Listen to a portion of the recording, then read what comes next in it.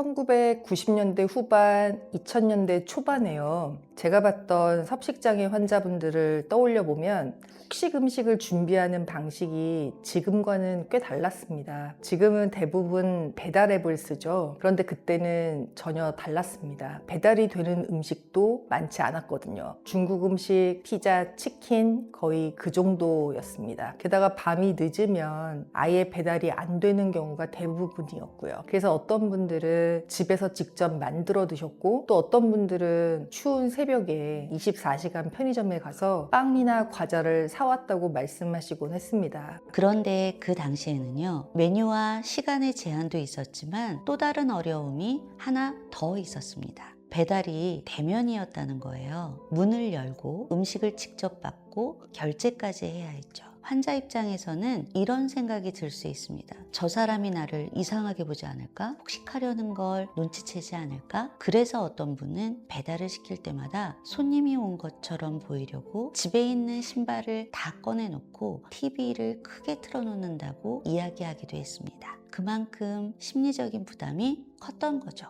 배달 앱이 처음 나온 게 2010년이었죠. 제가 변화를 체감한 건 2010년대 중후반부터였던 것 같습니다. 그 전에는요, 각 식당에 직접 전화를 해야 됐어요. 배달이 되는지, 몇 시까지 되는지, 지금 주문이 몰렸는지, 전화는 언제 해야 연결이 되는지 생각할 게 굉장히 많았어요. 특히 붐비는 날은 통화 자체가 안 되기도 했고, 식당 사정에 따라 갑자기 안 된다고 하는 경우도 있었죠. 지금과 비교하면 폭식을 실행하기까지 고려해야 할 요소들이 훨씬 많았습니다. 그런데 배달앱이 등장하면서 폭식에 미친 영향은 상당히 컸다고 생각합니다. 우선 음식의 종류가 너무 다양해졌습니다. 그리고 시간 제한이 사실상 없어졌죠. 웬만하면 여러 번 주문도 가능합니다. 그러다 보니 양 자체도 많아지고 폭식에 드는 비용도 커집니다. 결국에는 경제적인 문제로까지 이어질 수밖에 없는 구조가 된 거죠.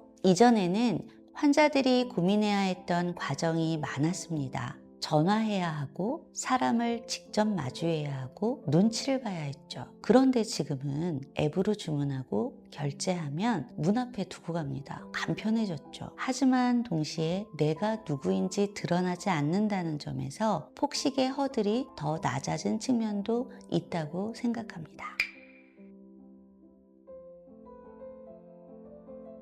정말 편리하죠. 그런데 식이장애 치료를 하면서 저는 종종 편리함의 대가를 생각하게 됩니다. 쉽게 얻는 건 쉽게 사라지거든요. 만족은 금방 줄어들고 우리는 또 다음 것을 찾게 되죠. 어쩌면 지나친 편리함이 우리를 더 취약하게 만드는 건 아닐까, 그런 생각을 하게 됩니다.